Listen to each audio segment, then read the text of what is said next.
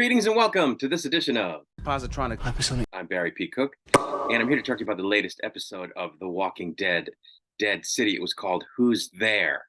As the episode starts, Negan and Maggie chase a lady who apparently grabbed Maggie's bag during the fracas last week, which I think I missed, but she grabbed the bag at some point. When the woman goes out a window across a zip line to another skyscraper and then sends the zip line thing back across, both Maggie and Negan follow her, which they do just before a bunch of walkers who'd broken into the building that they were in catch up with them.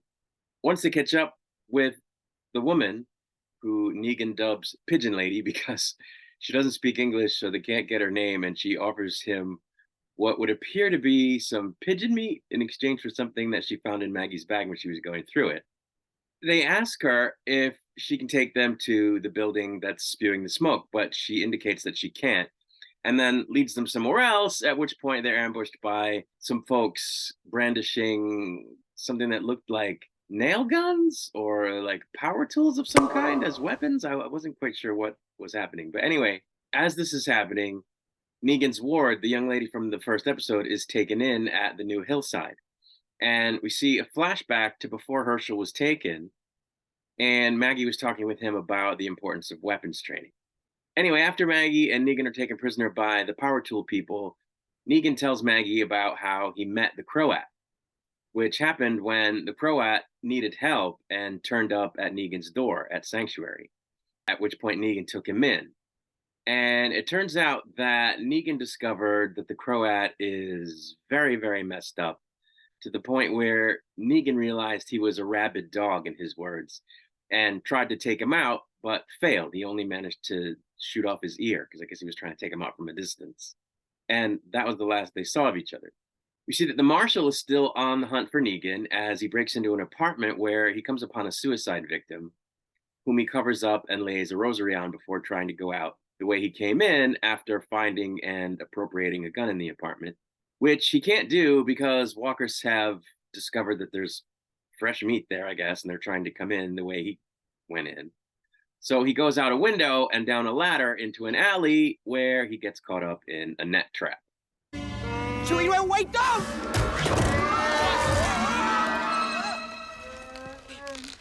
Nice work. When the Power Tools people have their base raided by the Broatsi, which is, I guess, a Croatian word for brothers, Maggie and Negan convince them to let them help fend off the raiders, and Negan ends up capturing one of the raiders after he mortally wounds Pigeon Lady. Negan then brutally murders this guy to scare off the captors, much to Maggie's horror and mine.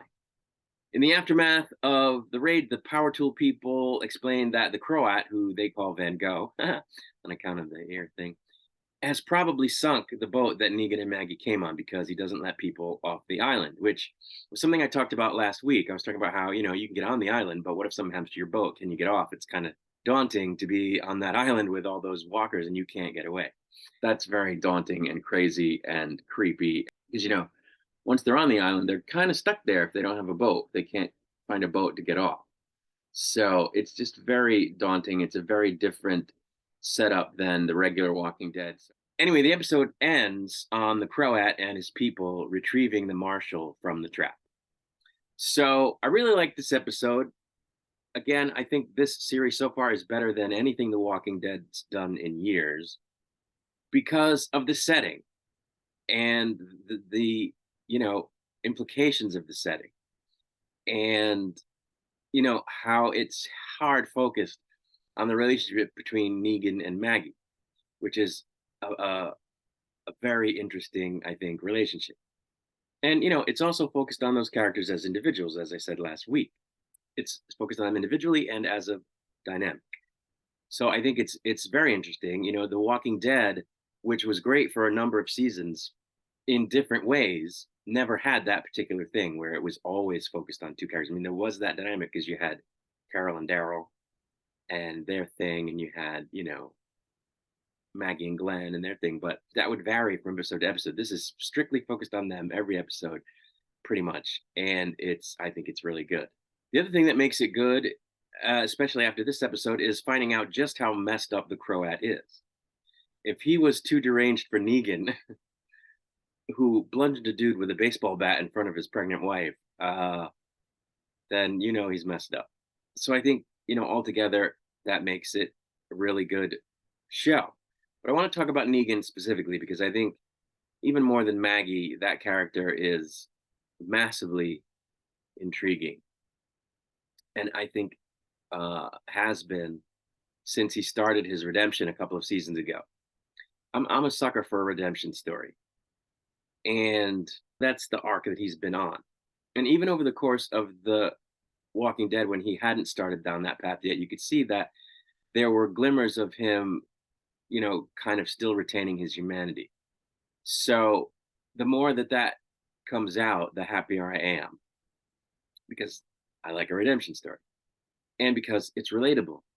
The thing about this episode, though, is I feel like they backtracked a little bit on that because, when he's explaining to Maggie about how he knows the Croat, she says, "Oh, well, so you met him when he came to Sanctuary. Well, it takes a monster to create a monster." And he said, "No, I was only ever a monster when I needed to be."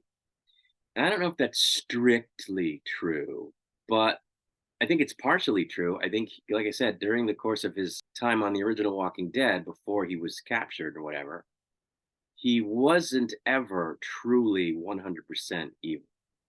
So I think there's some truth to that. I was only a monster when I needed to be, or at least when he felt he needed to be.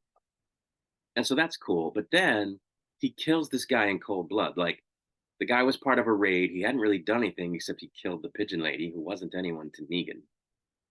And he brutally kills him in front of the other Broatzi to scare the crap out of them and to show them that he ain't playing. But I think it was way over the top. It was way brutal. And I think he took delight in doing it the way he did it. And that's absolutely monstrous behavior. And I have a problem with it because I don't think it was needed, which contradicts what he said about he only did monstrous things when he needed to. And like I said, he seemed to enjoy it, at least in the moment. And he was able to flip that switch a little too quickly for my taste. For a guy who's supposed to be trying to be better and who's sort of is seeking redemption, not only for his own purposes, but from Maggie. He clearly wants that. He clearly has wanted it. And for him to be able to just flip that switch like that, I don't know, that complicates things to me. So we'll have to see where it goes. I mean, he does show a flash of regret when he realizes that Maggie saw him do that, which she was completely horrified by. So I don't know. It's murky. Because last week he came upon her just as she was about to murder the marshal in cold blood. And she didn't because she knew he was watching. And so it's almost like a reversal, but in this case, he had already done it. So it's just very interesting. It's very interesting to me. I love these two characters individually and as a dynamic. And I think this show is really good. And I'm looking forward to more of the Croat because he's a crazy bastard. I mean, these guys all wear helmets that have like spikes and saw blades on them so that when they come upon walkers, they can just headbutt them and like kill them. They don't have to like really do fisticuffs with knives and guns and stuff. They can just headbutt them and take them out. It's pretty radical. But yeah, that's really all there is to say. I thought it was a good episode. It develops the characters. It muddied the waters a little bit, which that can be good depending on how they resolve it. So I'm looking forward to more. And I'm going to get out of here for now, but I'll be back to review the next episode once it airs. Until I return, I wish you peace and long life.